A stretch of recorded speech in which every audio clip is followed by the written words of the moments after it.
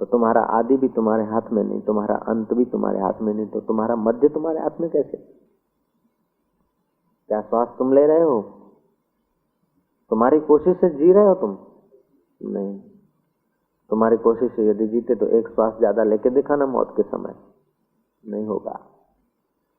तुम्हारी कोशिश से खून बह रहा है? नहीं।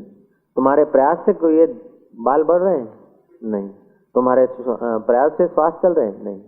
तो जिसने आदि दी है और जो अंत का मालिक है, तो मध्य का मालिक भी तो वही है ना। लेकिन हम मध्य के मालिक का अनादर कर देते हैं। हम उस बेवकूफ पत्थर की नहीं जीते हैं। पत्थर का ढेर पड़ा था, किसी लड़के ने एक पत्थर उठाया और किसी मकान की खिड़की को, कांच की खिड़की को दे मारा, जैसे बच्चे करते हैं। जो पत्थर उड़ा आकाश की ओर, मानो पत्थर अपने साथियों को कहता है, अपनी भाषा में कहता है कि देखो मूर्खो, तुम तो उड़ने के सपने ले रहे थे, तुम तो आकाश की यात्रा के सपने ले रहे थे, लेकिन तुम तो खाली कल्पना में जिए। देखो मैं कैसे उड़ रहा हूं, देखा मेरा पुरुषार्थ, मैं कैसे आकाश की यात्रा करता हूं। इतने में तो बारी को आ लगा, कांच से टकराया, बोलता कि देखो मैंने शत्रु को चकनाचूर कर दिया। मेरे से कोई टकराए मिट्टी में मिल जाए, मैं कोई कम नहीं हूं। मेरे से कोई शत्रु टकराए तो उसके चूर चूर हो जाते हैं। तुम स्वप्न ही देखते रहे। मैं बड़े ऊंचे महल पे आ गया हूं और महल में जाने से किसी ने रोक दिया, मैंने उसकी रोक टोक को तोड़ के टुकड़े टुकड़े कर दिया और मैं महल के एक ऊंच अति सुंदर गलीचे पर आ बैठा हूं। अभी घर के मालिक आ रहे, आवाज सुनी टक्कर की, नौकर दौड़ा, बोले देखो मेरा स्वागत करने के लिए बड़े बड़े लोग आ रहे हैं, महल में मेरा स्वागत हो रहा है। वही तो स्वाभाविकता है, लेकिन वो अपना अहंकार की चादर ओढ़े जा रहा है। ए पागल पत्थरों, तुम क्या करते हो? तुम वहीं के वहीं पड़े रहे। तुम्हारी कल्पना रह गई। तुम्हारे जीवन में कोई पुरुषार्थ नहीं, तुम्हारे जीवन में कोई साहस नहीं। केवल तुमने सपने देखे हैं आकाश यात्रा के, केवल तुमने महल में जाने के सपने देखे। लेकिन सपने देखने से काम नहीं चलता। हमारे जैसे मर्दों जैसे हो तभी काम चलता है। देखो मैं आकाश की यात्रा किए, अब खिड़की के बीच रास्ते में जो टकराव था, रास्ते में जो अड़चन थी, उसको चूर चूर किए हुए आराम से देखो कि गिलम गालीचे पर आ बैठा। नौकर ने देखा कि ये पत्थर कहीं से आया है, उठाया।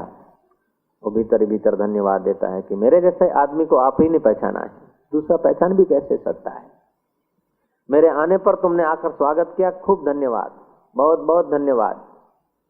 अब नौकर को तो पता भी नहीं कि धन्यवाद क्या दे रहा है, क्या कर रहा है। पत्थर यदि कांच को लगता है तो पत्थर ने कांच नहीं तोड़ा, कांच की कमजोरी से कांच टूटा है। पत्थर यदि उठा और आकाश की यात्रा की तो पत्थर ने नहीं की, करवाई गई। ऐसे ही तुम यदि समाज में ऊपर उठते हो तो तुम नहीं उठे, उठवाए गए हो। तुम्हारा यदि शत्रु टूटता फूटता है तो शत्रु के कर्म है, कुकर्म है, उससे वो टूटता फूटता है, तुम नहीं तोड़ते। शत्रु की कुछ मानसिक कमजोरियां हैं, उससे वो टूटता है।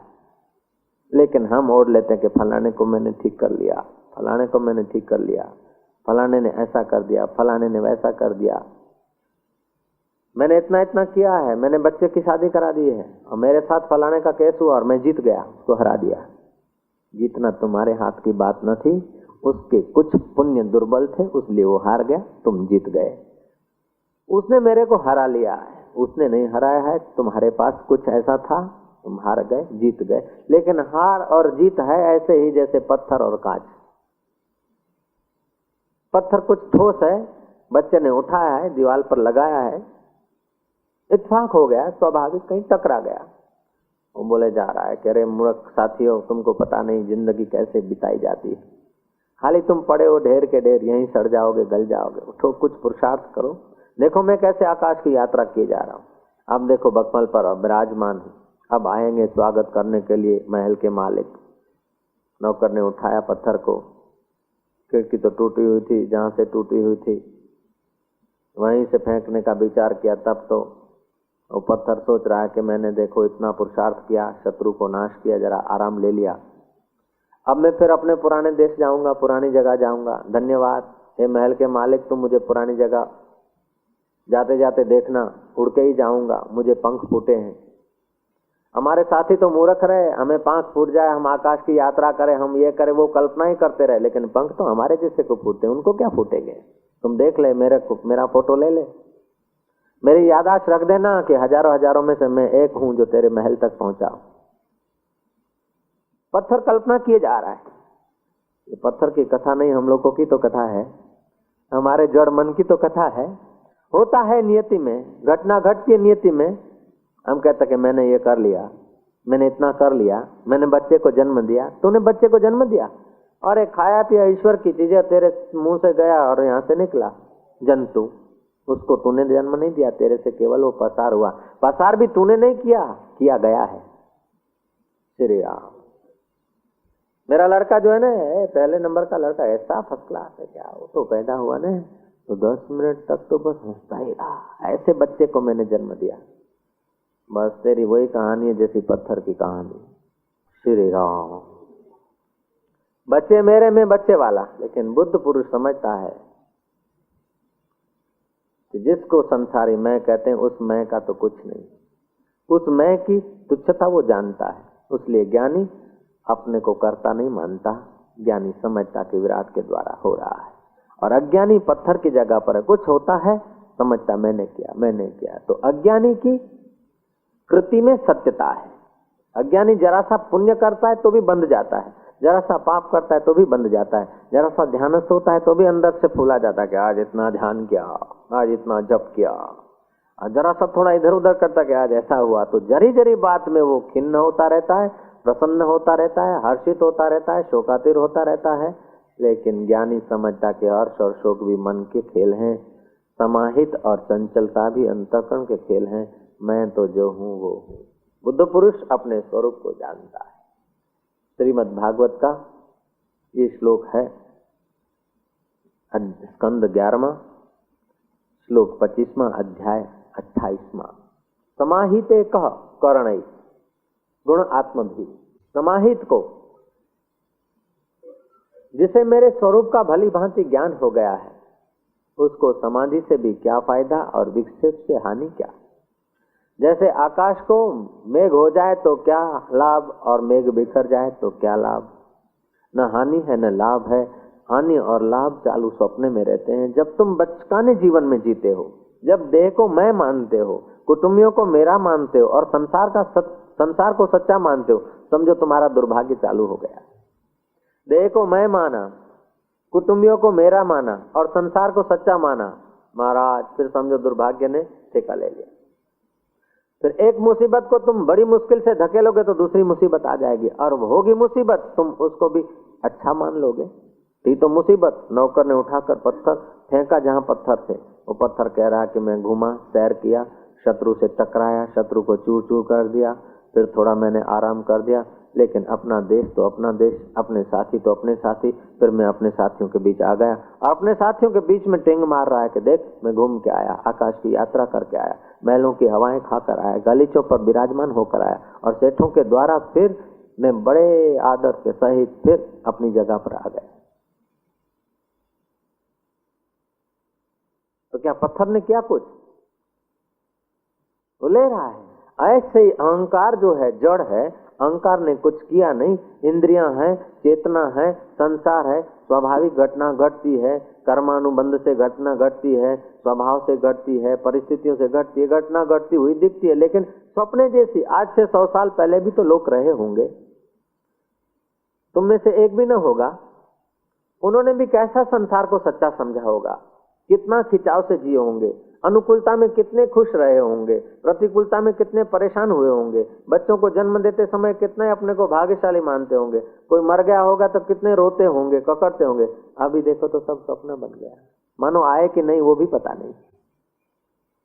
आज से 60 साल पहले भी तो इस पृथ्वी पर लोग थे, 70 साल पहले भी पृथ्वी पर लोग थे, उनका कैसा खिंचाव रहा हो। अभी जो तुम्हारा खिंचाव, तुम्हारी पकड़, तुम्हारी धार्मिक वृत्तियां, अधार्मिक वृत्तियां अभी जो तुम्हें नचा रही है, सुख दुख दे रही है, 100 साल के बाद इनका कोई मूल्य है? 50 साल के बाद इनका मूल्य है? 50 दिन के बाद मूल्य नहीं है। पहली बार जो बात दिखती है उसका बहुत बड़ा प्रभाव पड़ता है, फर्स्ट इंप्रेशन बड़ी पड़ती है। कोई दुख आ जाता है तो पहले बड़ा गहरा दुख लगता है, एक दिन बीता तो दुख का बोझ कम हो जाता है, दूसरे दिन और कम, तीसरे दिन और कम, फिर ज्यों दिन बीतते त्यों दुख रिलीडी होने लगता है। दुखનું ઓસડ દાડા છે, કહાવત है ગુજરાતી में, દુઃખનું ઓસડ દાડા છે। तो दुखનું ઓસડ દાડા છે તેમ સુખનું ઓસડ પણ દાડા છે। समय सुख को भी खा जाता है, दुख को भी खा जाता है, काल सुख को, दुख को और सुख दुख भोगने वालों को सबको खा जाता है। काल की धारा में सुख की वृत्तियां उठी, सुख की परिस्थितियां उठी, दुख की वृत्तियां और परिस्थितियां उठी, काल की धारा काल बीतता गया हो। जैसे गंगा के किनारे खड़े हो, पत्थर भी घिसड़े जा रहे हैं, रेती के कण भी भागे जा रहे हैं, तिनके भी भागे जा रहे हैं, फूल भी भागे जा रहे हैं, केवल उनको देखने वाला उनसे अलग है।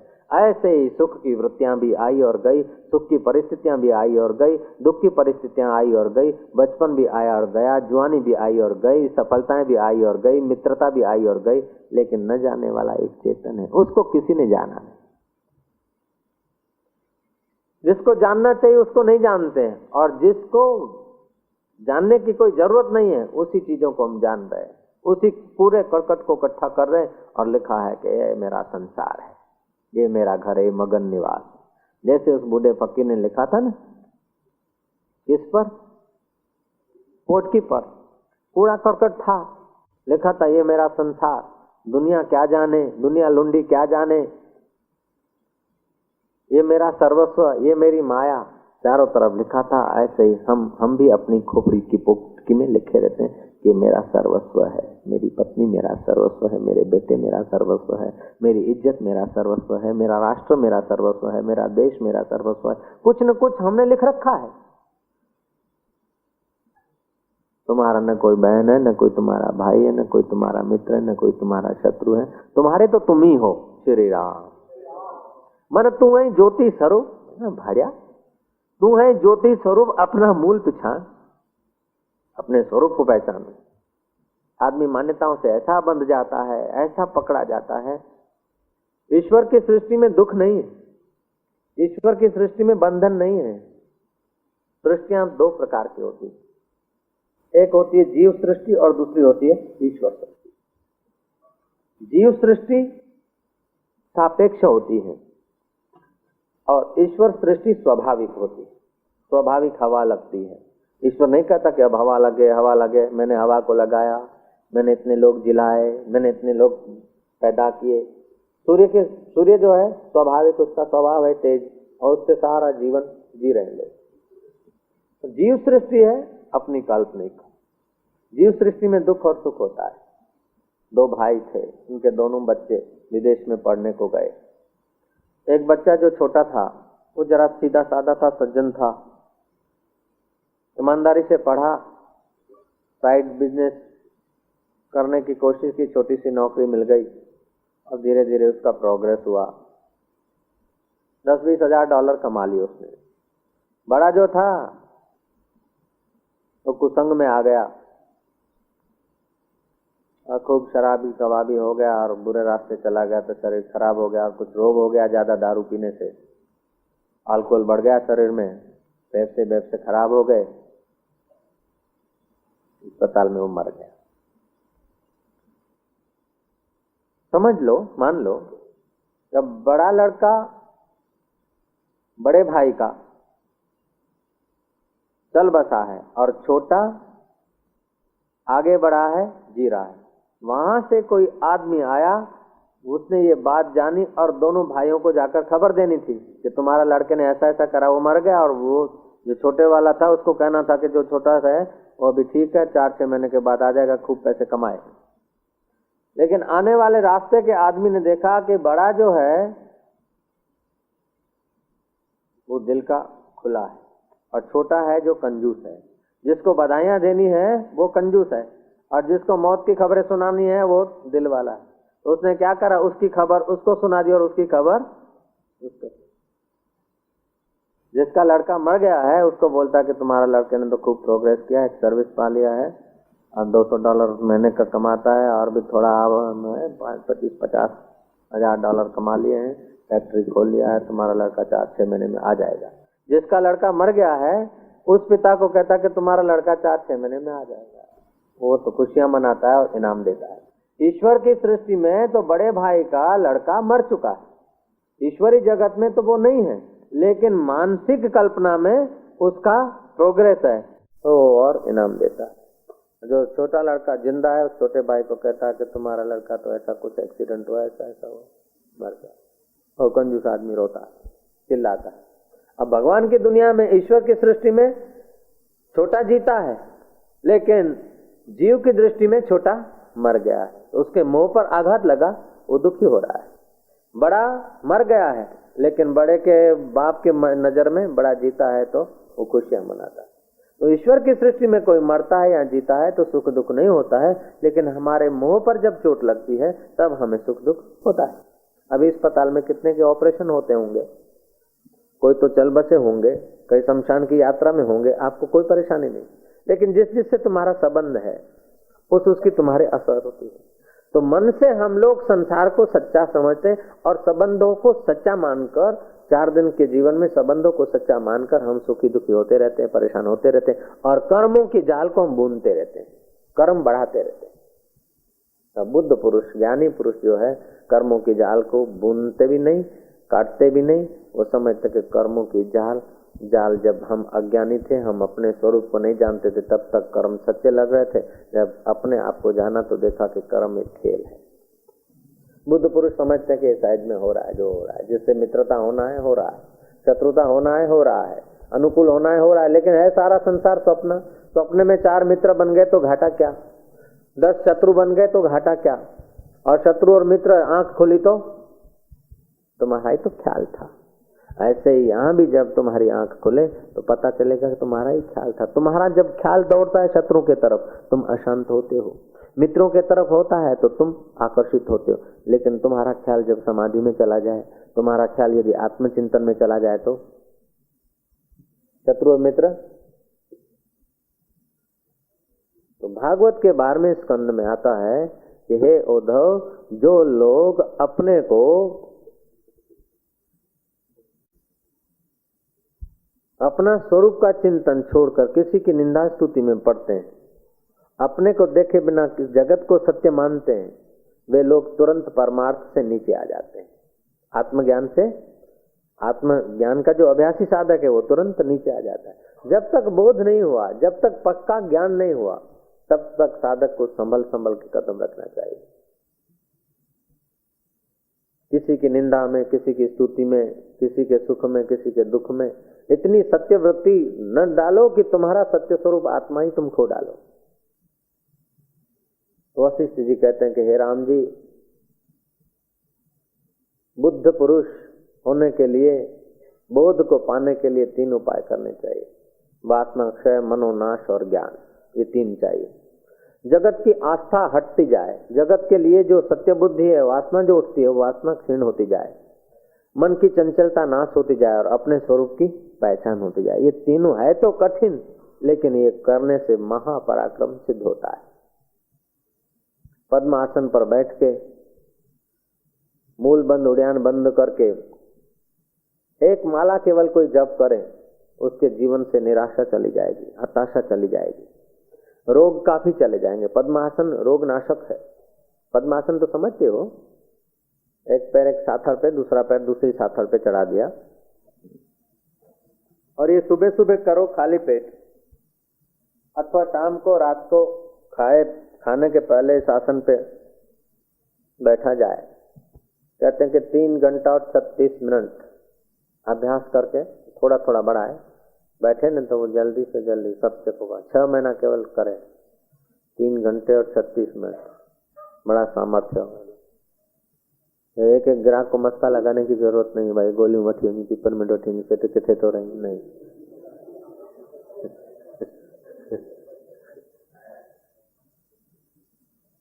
फिर तुम जहां जाओगे वहां तुम्हारे शरीर की, तुम्हारे कुटुंबियों की अपने आप सेवा हो जाएगी, रिद्धि सिद्धि सेवा करने लग जाएगी। ये नहीं चाहिए। अपने की आदत है ना मजूरी करने का, शहंशाह होके खाने की आदत नहीं। पद्मासन पर बैठे, जप करे। जप का तो बताया था विधि कैसे करना चाहिए। शरीर में से रोग, तमाम रोग दूर हो जाए। हताशा, निराशा, उत्साहहीनता, चंचलता, रजोगुण कम हो जाएगा, सत्वगुण बढ़ेगा, ज्ञान प्रकट होने में मदद मिलेगी। जब दुख होता है, अंदर में अशांति आती है, समझ लो कोई न कोई पाप ने घेरा है। नहा लो, पद्मासन पे बैठ जाओ, भगवान और गुरु को बोले गुरु गुरु क्या, अच्छा तो गुरु को छोड़ो, भगवान का पकड़ो। जब भगवान को पकड़ोगे तो गुरु पकड़े ही गए। श्री राम, गुरु भगवान से अलग नहीं हो सकते। श्री राम। एक फकीर था, अपने शिष्यों को बोलता था कि मेरे को छोड़ देना लेकिन भगवान को मत छोड़ना। फिर बोलते बाबा जी आपको छोड़ दें, फिर हम भगवान को न छोड़े, आपको छोड़ दो। गुरु ने कहा हाँ मेरे को तुम छोड़ देना लेकिन ईश्वर को मत छोड़ना। तो ईश्वर की पूजा करते थे, गुरु के लिए तो कुछ का कुछ सुनाई पड़ता था, गुरु को छोड़ देते थे और ईश्वर की पूजा करते। जो ईश्वर की पूजा करते थे रजो और तमो गुण गायब हो जाता, सत्व गुण आता तो मन में फिर शर्म आता, लज्जा आती और जाके गुरु के पैर पकड़ते, गुरु जी तुम सर्वस्व हो। गुरु बोलते कि मैंने तो कहा था तुम मेरा त्याग कर देना, ईश्वर का त्याग मत करना, फिर तुम मेरे पैर पकड़ते। बोले गुरु जी जब ईश्वर की भक्ति करता हूँ ना तब बुद्धि पवित्र होती है, और पवित्र बुद्धि होती तो आपकी कदर होती है। श्री राम। और बुद्धि जब रजो और तमोगुण में घेर जाती है, आक्रांत हो जाती है, तो तुम हमारे को खूनी जैसे लगते हो। गुरु ने कहा ये तो अनादिकाल से चला आ रहा है, जब जब गद्दारी की है तो शिष्यों ने की है, शिष्यों ने गुरु को फांसी पे चढ़ाया। कभी गुरु ने कोई शिष्य को फांसी पे चढ़ाया?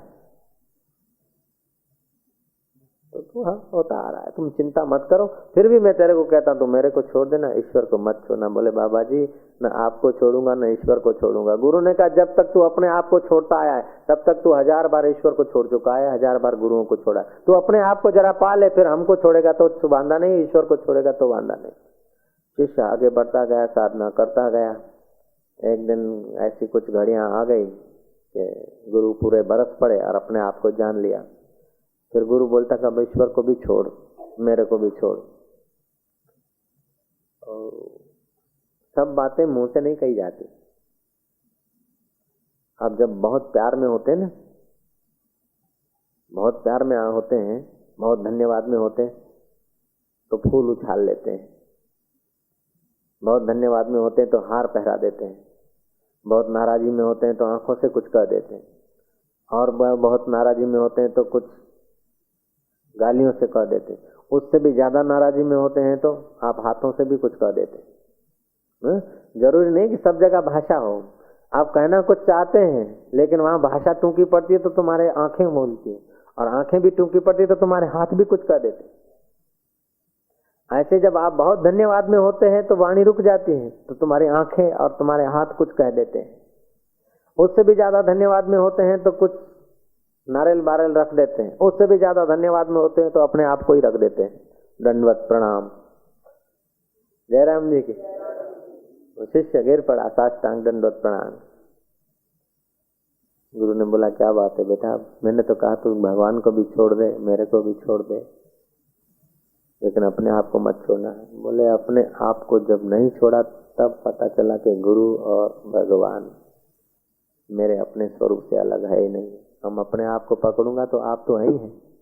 मैंने अपने आप को छोड़ा था, उसीलिए हजारों हजारों बार भगवान को छोड़ चुका था, हजारों हजारों बार गुरुओं को छोड़ा। अपने आप को मैंने जाना तो गुरु और भगवान मेरे से अलग नहीं हो सकते। तो टकराव संघर्ष तब तक होता रहता है जब तक हम अपने से पृथक हैं, अपने से दूर हैं, तब तक हम अन्याय करते हैं। जितना तुम अपने से अन्याय करते हो उतना ही गुरु से और संतों से भगवान से अन्याय करते रहोगे। जितना तुम अपने स्वरूप से अलग हो। भागवत में एक प्रसंग पंडित जी ने 2 दिन पहले कहा था, भगवान शंकर पार्वती को कहते हैं कि ओम की महिमा जान ले। हे पार्वती तू ओम को जान लेगी तो मेरे को जान लेगी, और मेरे को तब जानेगी जब तू अपने आप को जानेगी। श्री राम। ओम को जानेगी तो मेरे को ही जान लेगी। अभी तो मेरे शरीर के साथ है, मेरे साथ नहीं। जब ओम को जानेगी तब तू मेरे साथ हो जाएगी। मेरे साथ तब होगी जब तू अपने साथ हो जाएगी। जब तू अपने आप को जानेगी तो मेरे को जानेगी, और मेरे को जानेगी तो अपने आप को जानेगी। सापेक्ष है। तो आप जब तक अपने से वफादार नहीं है, अपने आप को नहीं जानते, तब तक महाराज जो कुछ जाना है सब वो भिखारी की पोटली जैसा है। जो कुछ इकट्ठा किया है भिखारी की पोटली जैसा इकट्ठा किया है। कथा चली थी प्रारंभ में कि एक भिखारी था, बाजार में घूमता था, बोझका था, बोझकों के चारों दिशा पे लिखा था। एक दिशा पे लिखा था कि मेरी माया, दूसरी दिशा पे लिखा था कि मेरा संसार, तीसरी दिशा पे लिखा था दुनिया मेरा सर्वस्व, और चौथी दिशा पे लिखा था दुनिया क्या जाने। और वो बोझ के में हर दिन कंकड़ पत्थर छपे रंगीन अच्छे कोई कागज के टुकड़े मिलते तो डालता जाता। जो दिन बढ़ता त्यों बोझ का बढ़ता जाता और उसकी गर्दन दबती जाती। जो दिन बढ़ता बोझ का बढ़ता जाता, उसकी कमर भी झुकती जाती। लोग उसे पागल कहते थे, समझाते थे। और कोई अजगबी फकीर वहां से पसार हुआ, बुद्ध पुरुष, उसने उसकी आंखों में निहारा और लोगों को कहा कि इसको पागल मत कहो, ये तुम्हें संदेश दे रहा है कि तुम दिन दिन कूड़ा करकट इकट्ठा किए जा रहे हो, छपे हुए कागज इकट्ठे करते हो, तिजोरी में पड़े हैं, ईंट चूने इकट्ठे करते हो, मेरा मकान, मित्र और परिवार बनाते हो, मेरा सर्वस्व, और फिर बोलते कि दुनिया क्या जाने, बाबा लोगों की खबर हमारे तो संसारिक है। तो ये तुम्हें उपदेश देता है। तुम्हारे पास जो भी है, जैसे फकीर का बोझा तुम्हारे को तुच्छ लगता है, ऐसे फकीर की नजर से तुम्हारा जो कुछ है वो तुम्हारे सिर पर बोझा ही है। श्री राम। और ऐसे बोझे उठाते उठाते तुम सदियों से थके हो, कमर भी झुक गई है, अर्थात बुद्धि भी तुम्हारी मंद हो गई, तुम अपने को नहीं पहचान रहे हो। जो तुम हो उसकी खबर नहीं, और जो तुम नहीं हो उसको मैं मान बैठे हो। तुम्हारी बुद्धि भी कोकड़ी हो गई, झुक गई, बोझा उठाते उठाते झुक गई। यहाँ वशिष्ठ जी कहते हैं कि जीव को उचित है कि अपने कल्याण के लिए प्राण अपान की गति को सम करे। पद्मासन पर बैठे, आधा घंटा प्रतिदिन कोई पद्मासन पर बैठे, उसकी बुद्धि तेजस्वी होगी, उसमें कोई शक नहीं। 10 मिनट केवल प्रातः काल सूर्योदय के समय पद्मासन पर बैठे, मूल बंद करके लंबे श्वास ले और दीर्घ प्रणव का जाप करे। उसको तीसरे दिन क्या उसी दिन अपने जीवन में उत्साह, स्फूर्ति, तंदुरुस्ती, नई समझ के कुछ न कुछ फुहारे फूटते हुए मालूम पड़े पहले ही दिन। यदि ठीक से करता तो पहले दिन नहीं तो दूसरे दिन, दूसरे नहीं दिन, तीसरे दिन, 40 दिन का ये प्रयोग करके देखे, अपने विचार में, बुद्धि में, शरीर में, मान्यताओं में परिवर्तन हो जाएगा। बहुत बढ़िया जीवन होगा। पद्मासन पर बैठे, लंबे श्वास ले, बहिर्कुंभक करे 5 भीतर के कुंभक करे, केवल 10 ही इस प्रकार ही करे, और न करे तो चले। तेजस्विता आने लगे। ये विद्यार्थी भी कर सकता है, मास्टर भी कर सकता है, गरीब भी कर सकता है, अमीर भी कर सकता है, कोई भी संप्रदाय का हो कर सकता है। प्राण और अपान की गति यदि सम होने लग जाए, प्राण यदि रोकते हो तो मन रुक जाएगा, और मन रुकता है तो प्राण रुकते हैं। जो मन रुकता है सात्विक होता है, जो तुम्हारी बुद्धि तेजस्वी होती है, और फिर तुम्हें बोझा मालूम होता है। और बोझा मालूम होता है, फिर भी बोझे को ढोने का सामर्थ्य भी इतना आ जाता है। जब सामर्थ्य बढ़ता है तो बोझा घट जाता है।